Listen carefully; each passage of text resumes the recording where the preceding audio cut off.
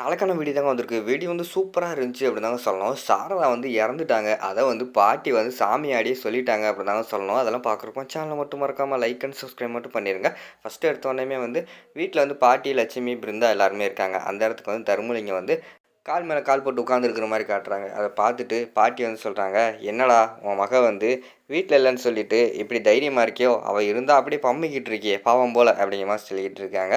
"ஆமா, என் பிள்ளை வந்து வீட்ல இல்ல. அதனால தான் இப்படி இருக்கேன்.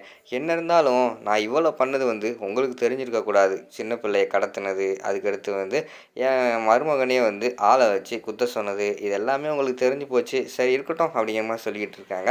"டேய் எங்களுக்கு மட்டும் இல்லடா, கூடிய சீக்கிரம் வந்து ஆண்டாளுக்கே தெரிய போகுது" அப்படின்னு சொல்லிட்டு பாட்டி வந்து சொல்லிக்கிட்டு இருக்காங்க.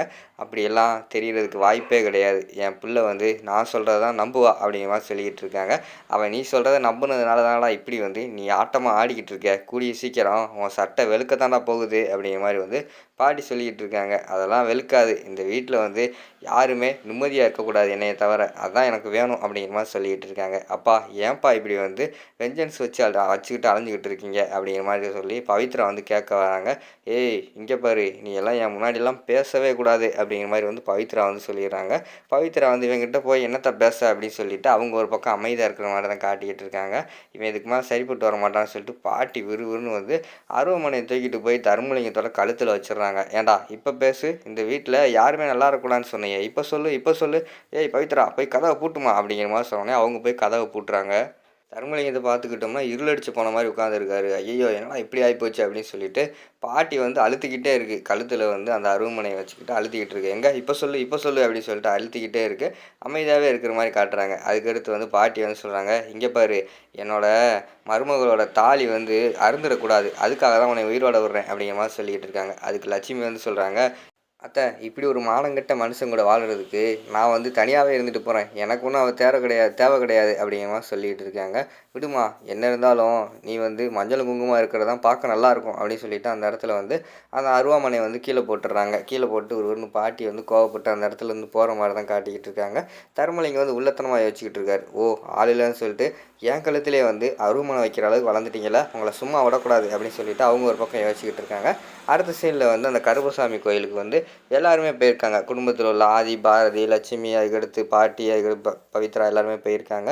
போயிட்டு அந்த இடத்துல சாமி கும்பிட்டுக்கிட்டு இருக்காங்க சாமிகிட்ட. அப்போ பாரதி வந்து வேண்டி கேட்டுருக்காங்க, "எப்படியாவது வந்து ஆதிய வந்து சந்தோஷமா வச்சுக்கோ சாமி. என்னால தான் அவர் வந்து இவ்வளோ கஷ்டமா இருக்காரு. அவர வந்து இப்படி என்னால பார்க்க முடியல. தயவுசெய்து அவங்க அம்மாவ சீக்கிரமா கொண்டு வந்து அவரோட சேர்த்துரு. ஏன்னா வந்து இப்போ அவர் கஷ்டப்படுறது எனக்கு ரொம்ப கஷ்டமா இருக்கு. என்கிட்ட சரியா பேசலனாலும் பரவாயில்ல. அவங்க அம்மாகிட்டவாது அவர் சந்தோஷமா இருக்கட்டும்" அப்படிங்கிற மாரி சொல்லிக்கிட்டு இருக்காங்க. பார்த்தா டக்குன்னு வந்து பாட்டிக்கு வந்து சாமி வந்துருது. சாமி ஆட ஆரம்பிச்சிடுறாங்க. "டேய் எங்கே வந்திருக்கீங்களா?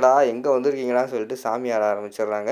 உடனே "சொல்லுங்க சாமி, உங்களுக்கு என்ன வேணும்?" அப்படின்னு சொல்லிட்டு பூசாரி வந்து கேட்டுக்கிட்டு இருக்காங்க. "டேய் இந்த பிள்ளையோட வயித்துல இருக்கிறதாண்டா அவங்க அத்தை" அப்படிங்கிற மாரி சொல்லிக்கிட்டு இருக்காங்க. எல்லாருமே ஷாக் ஆயிடுறாங்க. "என்னது? பாரதியோட வயித்துல இருக்கிறது தான் சாரதாவா?" அப்படின்னு சொல்லிட்டு ஷாக் ஆகிக்கிட்டு இருக்காங்க. "ஆமாடா, உன் வயித்துல தான் உன் மகனா வந்து உங்கள் அம்மா பிறக்க போகிறாடா" அப்படின்னு சொல்லிட்டு ஆதிக்கிட்ட சொல்கிறாங்க. ஆதிக்கு வந்து பயங்கரமான சந்தோஷமாயிருது. கையெடுத்து கும்பிட ஆரம்பிச்சிடுறாங்க. "அந்த குழந்தைய நல்லா பார்த்துக்கடா, அதான்டா உங்கள் அம்மா" அப்படி இப்படின்னு வந்து பாட்டி வந்து சாமியாடி சொல்லிடுறாங்க. சொல்லிக்கிட்டு இருக்காங்க. அந்த நேரத்தில் பார்த்துக்கிட்டோம்னா நம்ம பாரதி இருக்காங்களே, அவங்க வந்து மயங்கி விழுந்துடுறாங்க. மயங்கி விழுந்தோடனே அவங்கள தூக்கிட்டு இங்கிட்டு ஓரமாக கோயிலுக்கு ஓரமாக வச்சு தண்ணியெல்லாம் தெளிச்சிக்கிட்டு இருக்காங்க. அந்த பக்கம் பார்த்தா போலீஸ்காரங்க வந்து தீவிரமாக "யார் இது?" அப்படின்னு சொல்லிட்டு விசாரிச்சுக்கிட்டு இருக்காங்க. சாரதா வந்து "யாருன்னே தெரியலையே" அப்படின்னு சொல்லிட்டு டாக்டர் சொல்லிடுறாங்க. "அந்த மொபைல் வந்துருச்சாயா?" அப்படிங்கிற மாதிரி சொன்னோடனே "வந்துக்கிட்டு இருக்கு" அப்படின்னு சொல்லிட்டு அவங்க கான்ஸ்டபிள் வந்து சொல்லிகிட்டு இருக்காங்க. அப்போ டாக்டர் வந்து சொல்கிறாங்க, "சார் இது யாருன்னே தெரியல. இவ்வளோ 2 நாள் ஆச்சு ட்ரீட்மெண்ட் நம்ம கொடுத்துக்கிட்டு இருக்கோம். யாருமே தேடி வரல. இவங்களுக்காக வந்து நிறைய பேர் வெளியில் பேஷண்ட் எல்லாம் வெயிட் பண்ணிக்கிட்டு இருக்காங்க. ஐசியூவில் வேறு வச்சுருக்கோம். இவங்களை நார்மல் வார்டுக்கு மாற்றினா தான் அவங்களுக்கெல்லாம் நம்ம ட்ரீட்மெண்ட் கொடுக்க முடியும். என்ன சார் பண்ணுறது?" அப்படிங்கிற மாதிரி சொல்கிறாங்க. "சரி சார், யாருன்னே தெரியல. என்ன பண்ணுறது? சரி மாற்றிருங்க" அப்படிங்கிற மாதிரி சொல்லிட்டு போலீஸ்காரங்களும் சொல்லிடுறாங்க. சரின்னு சொல்லிட்டு அங்கே பார்த்தா சாரதா வந்து நர்ஸ் எல்லாருமே சேர்ந்து மாற்ற போகிறாங்க. நர்ஸ் எவ்வளோ சொல்லி பார்க்காங்க. "சார் ஆல்ரெடி வந்து அவங்களோட பல்ஸ் வந்து குறைஞ்சிக்கிட்டு இருக்கு. இப்போ நார்மல் வார்டுக்கு மாற்றினா உயிர் போயிடும் சார்" அப்படிங்கிற மாதிரி சொல்லிகிட்டு இருக்காங்க. "என்னம்மா பண்ணுறது? நம்ம வந்து எல்லாரோட உயிரையும் பார்க்கணுங்கள, மாற்றிடு" அப்படிங்கிற மாதிரி டாக்டர் சொல்லிடுறாங்க. சரின்னு சொல்லிட்டு அவங்கள வந்து நார்மல் வார்டுக்கு மாற்றிடுறாங்க. அந்த நேரத்தில் தான் நம்ம ஆதி பாரதி காட்டிக்கிட்டு இருக்காங்க. அப்போ வந்து பாரதியை வந்து ஹாஸ்பிட்டல் கூப்பிட்டு போக சொல்லி பாட்டி வந்து சொல்லிக்கிட்டு இருக்காங்க. "இல்லை எனக்கு ஒன்றும் பிரச்சனை இல்லை. மாசமாக இருக்கிறனால தான் இந்த வாந்தி வந்திருக்கு" அப்படிங்கிற மாதிரி சொன்னோடனே லட்சுமி வந்து சொல்கிறாங்க, "எப்பா அவள் அப்படி தான் சொல்லிக்கிட்டு இருப்பா, நீ கூட்டு போ பாதி" அப்படிங்கிற மாதிரி சொன்னோடனே அவர் அவர் வந்து ஹாஸ்பிட்டலுக்கு கூப்பிட்டு போகிறாங்க. போகிறாங்க. ஹாஸ்பிட்டலில் கூட்டு போய் அங்கனக்குள்ளே உட்காந்துருக்காங்க. வெளியில் வந்து நம்ம டாக்டருக்காக வெயிட் பண்ணிகிட்டு இருக்காங்க. அந்த நேரத்தில் சாரதா வந்து ஒரு ஸ்ட்ரெச்சரில் வச்சு தள்ளிட்டு போகிற மாதிரி தான் காட்டுறாங்க. கரெக்டாக அவங்கள கிராஸ் பண்ணுறாங்க. அந்த நேரத்தில் பார்த்தா அங்கிட்டு ஒரு நர்ஸு வந்து அவங்க கையில் வச்சுருந்த ஃபைலெல்லாம் கீழே போட்டுடுறாங்க. அதை குனிஞ்சு நம்ம ஆதி வந்து எடுத்துக்கிட்டு இருக்காங்க. நம்ம சாரதா வந்து அவங்க கவனிக்கவே இல்லை. அந்த நேரத்தில் சாரதா வந்து கிராஸ் பண்ணி உள்ளே கூட்டு போயிடுறாங்க.